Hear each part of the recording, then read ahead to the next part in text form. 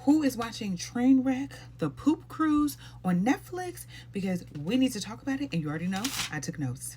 It starts off with the date, okay? February 14th, 2013, in the Gulf of Mexico, honey. They're showing the ship is stranded in the ocean, okay? The passengers have laid on the deck to spell out help. Dire situations aboard, okay? The lights have gone out. 4,000 people are stuck on this ship, okay? Between passengers and crew. Craziness. The ship has caught fire, okay? They said the fire wasn't the problem. It was the toilets, okay? And they were overflowing into the cafeteria even. That's crazy. That's crazy. That's crazy, okay?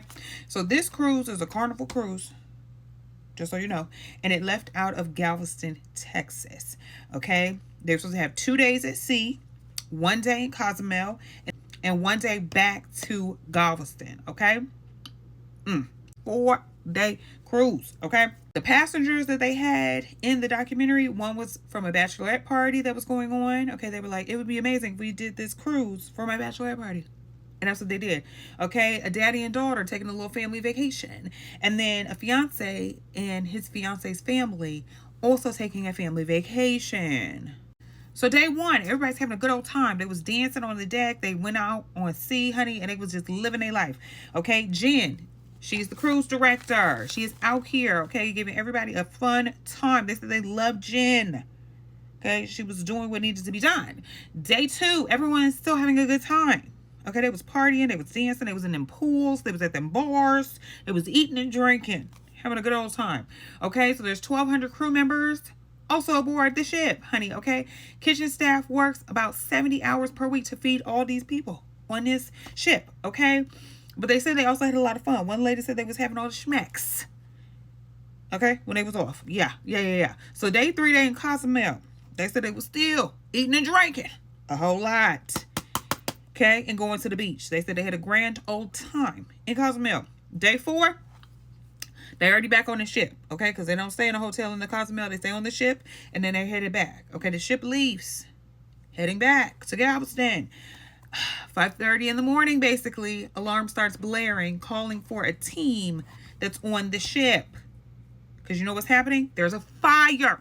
The chef, he was working a night shift, okay? He said he saw smoke coming up the drains. I don't know what kind of fire this is. It's getting to the pipes, okay? And so they was like, ooh, something's going on. Clearly the boat is on fire in the engine room. Okay? So around 6:14 a.m., so about 45 minutes later, an announcement made, go about your day. Okay? It's going to be fine. It's just in this one engine room. They did say they have 5 other engine rooms, so it was cool. You know what I'm saying? They are not worried. You know what happens? The lights go out as they're in line for coffee. So shortly after that 6:14 a.m. announcement, pitch black. Okay, so now people are getting a little worried. The AC then cuts off. You know what else happens? There's no cell service because they're in the middle of the fucking ocean. The cruise director said that the power has gone out before on the ships, okay? And what the engineers do is once the fire is put out and it's back to a normal temperature in the room, they just go into there, do their little magic, and then they come back on. So she's not really super worried, you know what I'm saying? She's like, we gonna be fine. So they're trying to figure out what all is affected on this cruise ship now that the electricity is out. They're like, you know, it's fine. They had some like emergency lights that was coming on, so they was like, we good on that, we good on this, we good on this. Then they realized that the toilets were not working. They said, wait a minute, okay, now that's gonna be a problem because I got 4,000 people on this ship. Yeah, so they announced you got to do a number 1 in the shower because they said the tinkle gonna go down the drain. Okay, so they said that's not a problem. And they said we're gonna pass out these hazard bags, okay, red bags, to go to number 2 in the red bag. Okay, so they said we're gonna hand them out. I don't know how they had all these red bags, but they said we're gonna hand out these hazard bags, and that's where you need to do number 2 in, okay, until we can get to where we need to go and get this power back on. So they did think of a few options. Maybe they could pee on the side of the boat, and then they said women can't do that. They might fall into the ocean, okay, while they trying to sit on the side of the railing. So then they came up with this solution, okay? So now it's 10:31 a.m.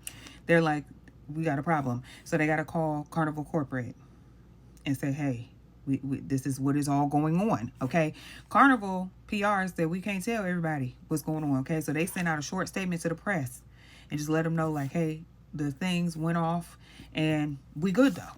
You know, it's gonna come back on. The power done went off, but you know, it's just affecting small things, nothing major, okay? CNN was like, we don't care nothing about this. We got more important things going on. So now it is 12:09. Okay, people were trying to go about their day as normal, but it was confusing. Okay, on where to get food, where to get cold water. Okay, because all of these things need electricity, and it was super hot. Because clearly this is the middle of the day. Okay, so 1:30, the temperatures drop in the engine room. So finally they can go in there. Guess what they find? The fire has gone through the power lines. Ain't no power. That's just not coming back on. Okay, like yeah. So corporate's plan is like, look, we're gonna get you a tugboat from Mexico, because they ain't that far from Mexico. Okay, remember, it's still the first day, and they only about halfway through their trip back to Galveston. So they said, we're gonna get a tugboat. It's gonna pull you back to Mexico.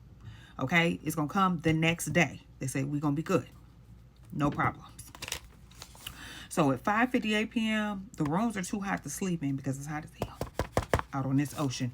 So people start to drag their mattresses onto the decks or in the hallways. Now, why it wasn't hot in the hallway, I'm not sure. Probably because it wasn't as confined. I probably would have been sleeping on my balcony, to be honest. Okay, I don't need to be out here with all these damn people. Anyways, so now we're on to day 5. That was day 4. Okay, it's 8:03 in the morning. Tugboat is scheduled for noon. The poo bags are in the hallway, honey. Nobody's picked them up from whenever they were put out there, honey. The food lines, 2 hours. And they ain't got the buffet like they used to, okay? So they got like soggy sandwiches. Somebody said they had some hamburgers. I don't know how they made them, but they had those, okay? And it is now survival mode, okay? And people are taking tons of food for themselves, like 10 hamburgers at a time, and taking it over to their little corner. So they have rations. Okay, they said we're not relying on getting food every day. We about to take this and figure it out. Now, if there's more food, we will be back. Okay, so 1:43 p.m. another cruise ship appears. Remember, the tugboat was supposed to be there at noon.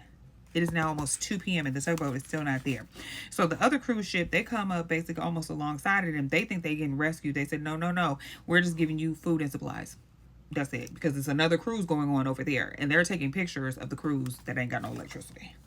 Okay, so now because the cruise ship is so close to the other one, the passengers are like, look, we can try to get reception from this other boat, okay, so we can call family and all these other things, because they didn't know what was going on.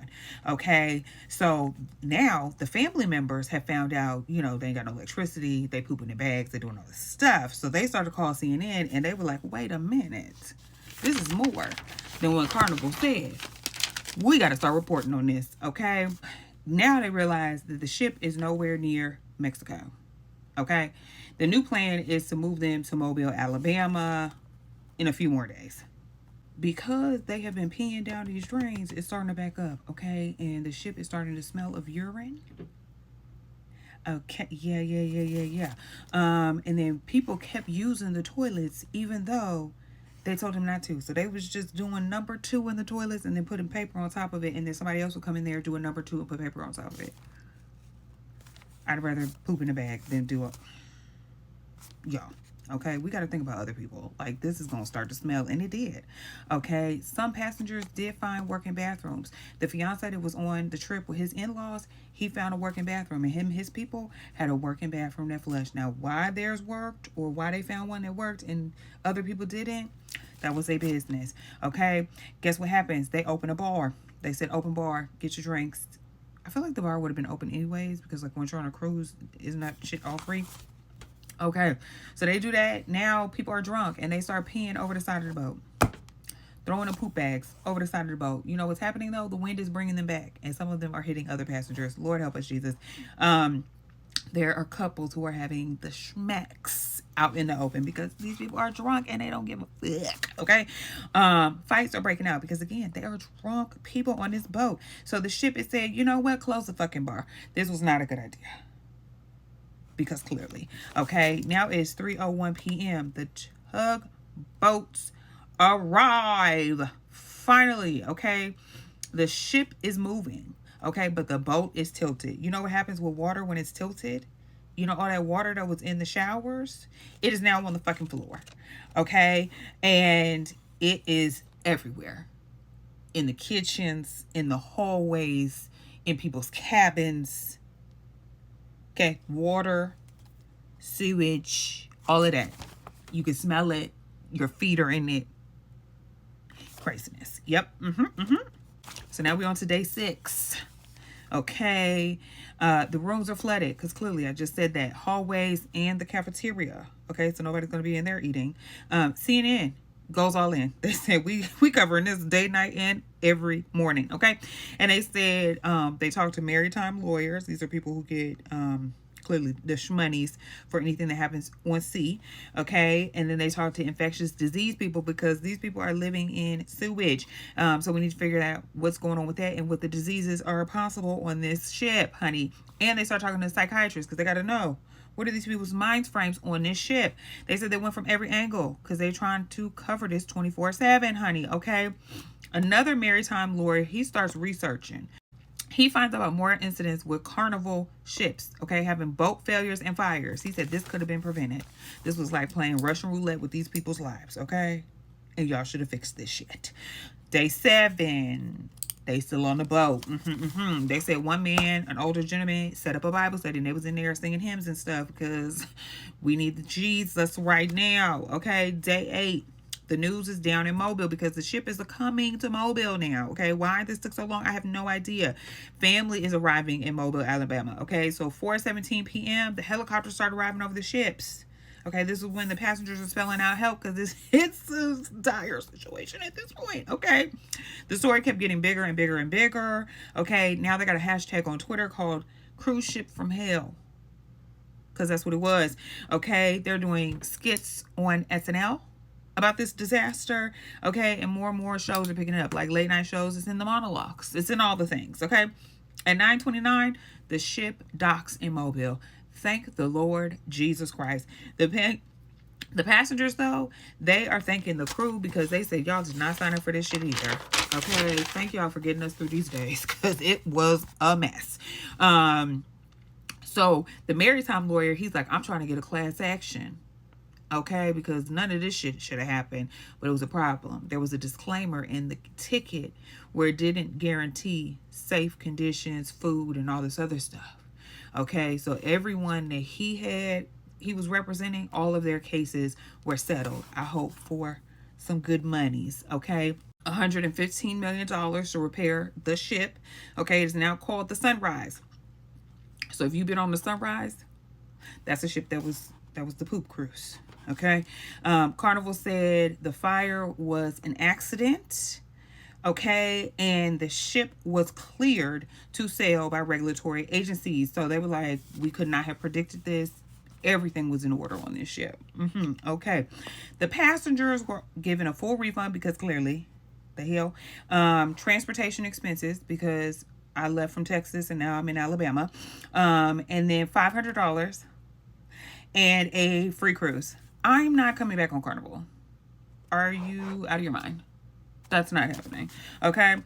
They did change their terms. Okay. They removed the parts where it said, you know, they're not entitled to wholesome food, sanitary and safe living conditions, safe passage, and a seaworthy vessel. They got that. They got that taken out. Now I don't know if they put it in some kind of different wording, but it is no longer saying this. So, you know, read the fine print on the cruises. That's what it's telling you. And also, I don't think I'll be going on a cruise. Let me know. Did you watch Trainwreck, the poop cruise? Because this is just crazy. Okay. Like, I could not imagine being on that boat. Everybody would be sued. Every single person. Them people that was having the schmecks next to me, sued immediately. Let me know. Did y'all watch it? And what do you think? And let me know. Were you on a cruise, honey? Because this is crazy.